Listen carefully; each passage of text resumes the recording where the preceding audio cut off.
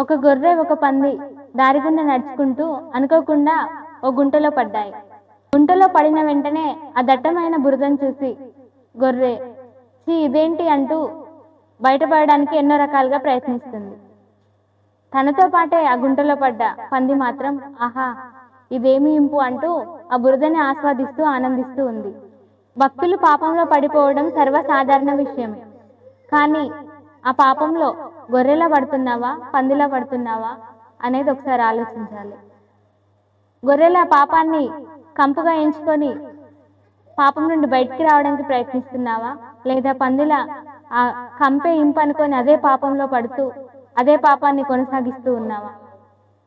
ఒకసారి ఆలోచిద్దాం. అదే పాపాన్ని కొనసాగిస్తూ ఉంటే మాత్రం నరకపాత్రులం అవుతాము. ఆ పాపం నుండి బయటపడి పాపాన్ని ఒప్పుకొని పాప విముక్తులమైతే ఆ పరలోక రాజ్యానికి వారసులం అవుతాం.